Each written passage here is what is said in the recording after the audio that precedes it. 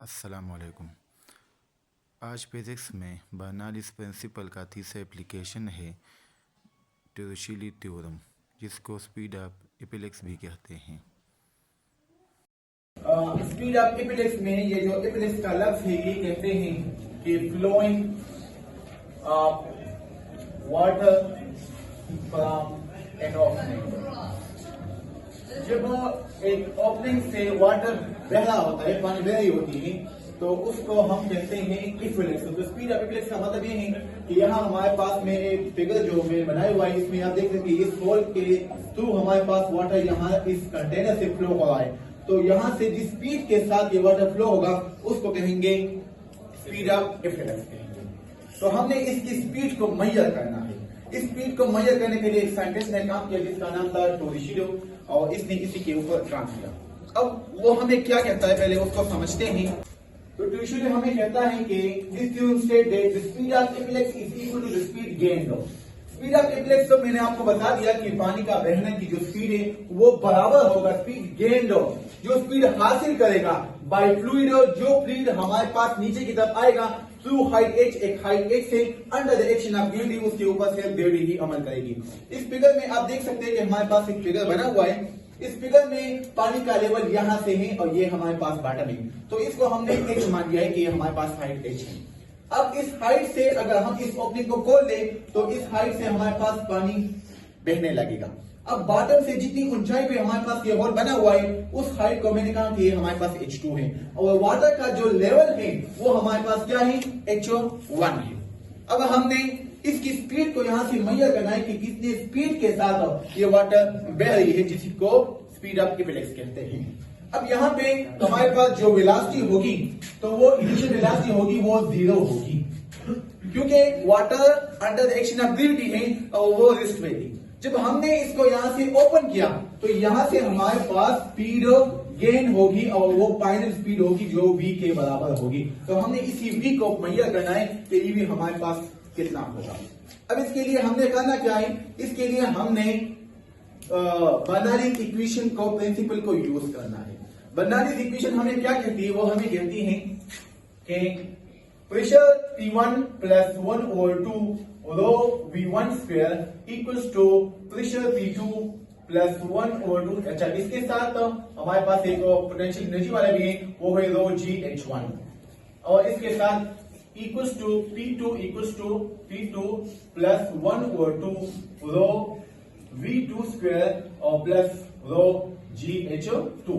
ये हमारे पास बर्नौलीज़ का प्रिंसिपल है। अब इसी प्रिंसिपल को हमने यूज करना है, लेकिन इससे पहले मैं आपको कुछ टर्म्स लिखवा देता हूं कि इसमें हमारे पास जो V1 होगा वो VI होगा जो 0 के बराबर होगा, जो V2 होगा वो VF होगा जो V के बराबर होगा। हमारे पास यहाँ पे हाइट के डिफरेंस को देख लें, ये पूरा हाइट है तो पूरा हाइट हमारे पास h है जो बराबर होगा ये h1 से हम अगर इस h को माइनस करें तो हमारे पास h बराबर होगा h1 माइनस h2, तो ये हमारे पास इसकी वैल्यू होगी। तो हमने इसी को यहाँ पे पुटिंग कर दी है। अब पुटो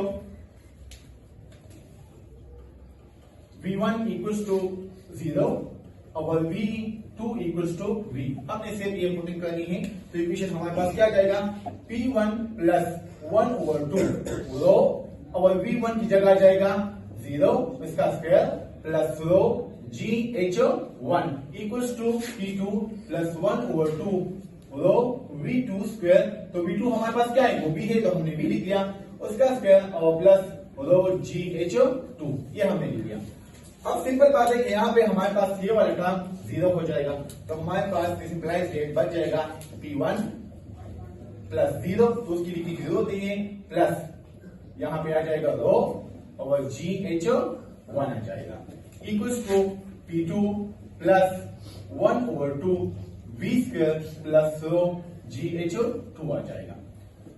अब यहाँ पे हमारे पास H1 हाइट है, यहाँ पे हमारे पास H2 हाइट है, इसकी हम थोड़ी सी क्या करेंगे, रीअरेंजिंग करेंगे। तो रीअरेंजिंग द इक्वेशन, हमें इन इक्वेशंस को थोड़ा सा रीअरेंज करना है, तो रीअरेंजिंग द इक्वेशन। तो यहाँ पे P के साथ P को लगाएंगे तो P2 यहाँ पे इस साइड पे आ जाएगा, तो ये P1 माइनस P2 बन जाएगा, प्लस रो GH1, ये रो GH2 को भी यहाँ पे ले आए तो ये बन जाएगा minus rho GH2 equals to, यहाँ पे सिर्फ ये वाला टर्म बाकी बचा जो 1/2 रो V स्क्वायर है। अब यहाँ पे हमने एक और चेंज करना है कि हमें पता है कि P1 equals to P2 equals to P। अब ये किस तरह से, ये इस तरह से कि यहाँ पे जो प्रेशर P1 है, यहाँ पे प्रेशर P2 है, ये जिस प्रेशर के साथ वाटर नीचे आएगी उसी प्रेशर के साथ यहाँ से वाटर इस होल के थ्रू आउट होगी, तो ये दोनों प्रेशर इक्वल होगी। इस वजह से हमने लिखा कि P1 equals to P equals to P। अब यहाँ पे डिसिक्लाइज दे दो, P1 की जगह भी P और माइनस P2 की जगह भी P, प्लस इन दोनों टर्म में से रो जी को कॉमन ले लें, तो ये रो जी कॉमन ले लिया तो आ जाएगा H1 minus H2 equals to 1/2 rho V square. अब P माइनस P हमारे पास 0 के बराबर होगा और प्लस रो जी H1 माइनस H2 को हमने कहा हुआ है कि हमारे पास H के बराबर है, तो यहाँ पे H आ जाएगा और equals to 1/2 rho V square. अब यहाँ से सिंपलाइज दे दो, rho g H equals to 1/2 rho V square. अब ये रो इस रो के साथ कैंसिल हो गई, तो हमारे पास आएगा यहाँ G H equals to 1/2 V square. 2 को इस साइड पे ले आई तो ये हमारे पास आ जाएगा 2GH equals to V square. अब दोनों साइड पे स्क्वायर रूट ले लें, तो taking square root both side, तो हमारे पास आ जाएगा V square square root equals to 2GH का स्क्वायर रूट, ये इसके साथ कैंसिल हो जाएगा, V equals to 2GH under the root. अब ये जो हमारे पास इक्वेशन आ गया इसको कहते हैं स्पीड ऑफ इफिलेक्स। स्पीड ऑफ इफिलेक्स यानी इस होल से हमारे पास तो जिस स्पीड के साथ वाटर फ्लो होगी वो हमारे पास बराबर होगा V इक्वल्स टू 2GH। जी हमारे पास ग्रेविटेशनल एक्सेलरेशन है, जिस एक्सेलरेशन के साथ ये वाटर नीचे की तरफ आ जाएगी, हाइट उसका h है। क्यों? क्योंकि जितना हाइट ज्यादा होगा उतनी ही स्पीड उसकी ज्यादा, उतना उसका प्रेशर ज्यादा होगा।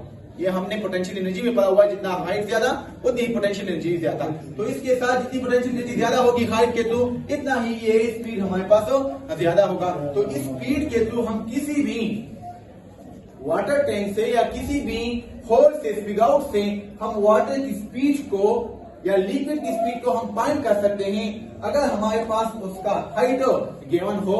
गिवन न भी हो तो हम उसको मालूम कर सकते हैं कि कितना हाइट से ये जो होल है हमारे पास पड़ा हुआ है, तो उसको हम फाइंड आउट कर सकते हैं। तो this is the speed of efflux जो हमने शोरीज थ्योरम ने हमें बताया था कि जितने स्पीड के साथ यहाँ से वाटर नीचे आ जाएगी उतनी ही स्पीड के साथ यहाँ से वाटर फ्लो करेगी, उतना उसका स्पीड होगा।